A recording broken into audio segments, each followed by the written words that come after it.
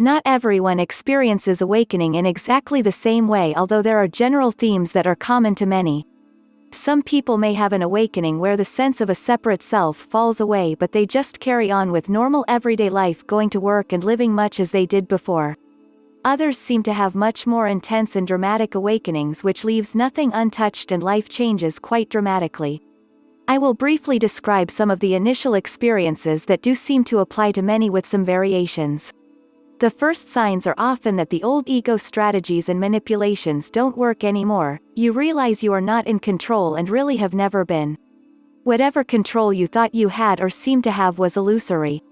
Often there is a feeling of gigantic failure. All of the striving, efforting, all of the doing no longer works in the way it used to. The ego really doesn't like this at all. You may suddenly realize that everything previously had been built on sand and made from sand, and now your sandcastle is being washed away by the incoming tide. As you stand on the edge of the void, existential fear may come. It is a fear of being nothing, of no longer existing. All you can do is be willing and surrender. Fear shakes you around for a while. It seems like it is the fear you have been running from all of your life, and here it is to be felt and to be faced. You are facing into the storm and you stay because there is nowhere to run and nowhere to hide anymore. Finding out what is on the other side of this is part of the process of awakening. At the same time or sometime before or after, there may come the energetic awakening and rising of Kundalini. This can bring feelings of sublime bliss beyond anything you had ever previously known. This can last for anything from hours to months or longer and is like a spiritual honeymoon. There is no guarantee that Kundalini will rise, but it does often and more usually accompany an awakening. You may notice that you now seem to be heading in the opposite direction to the world and to most people you know. It feels like a complete turnaround, and this seems to be part of the journey you have to do entirely alone, although you also feel very connected to the way life is wanting to move and to the whole of life.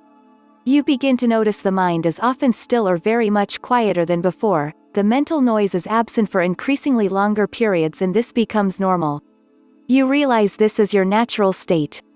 Mind chatter is now experienced as very uncomfortable and unnatural. The above tend to be the main first signs of spiritual awakening. There is usually a process that unfolds over time following a genuine awakening, which is a process of purification and the falling away of the old conditioning. As I'm writing for the first time, please forgive me if there are any grammatical mistakes or other mistakes. Spiritual awakening happens overnight in only few cases, which can be counted on fingers. For example, 1. Ramana Maharshi, 2. Swami Vivekananda. In general, to become a spiritual person, one has to get churned in many ways so that he overcome all the auras, i.e., vasanas like kama, krodha, lobha, mada, matsyalya. Those are the key things which combinedly makes a mind, and when those traits reach a higher level in mind, it starts craving for physical comforts like physical relations. It makes the body lethargic. Mind will be wandering everywhere with no single aim and concentration. Mind becomes cruel and start thinking like a criminal mind. All these traits are common in every born body in minimal quantities. In my opinion, one should not force himself to become a spiritual person. Daily routine, habits, the core character will gradually make a person ready to shred all those vasanas, and thus Mother Nature will send the positive auras into that body when the respective human body and mind are filled with uttermost purity and love. In that stage one will treat every person equally. The main element that need to be shredded is ego. One starts seeing the soul instead of other materialistic natures in every human being. When all these are done with perfection and there is no place for negative and worldly thoughts, then that person has successfully stood on the first step.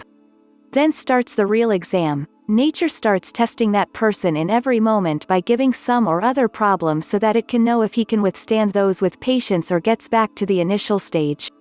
When one starts understanding that he, soul, is the Paramatma Ahambhramhasmi, then his consciousness tries to combine with nature, and then for him, soul, body is not the limit.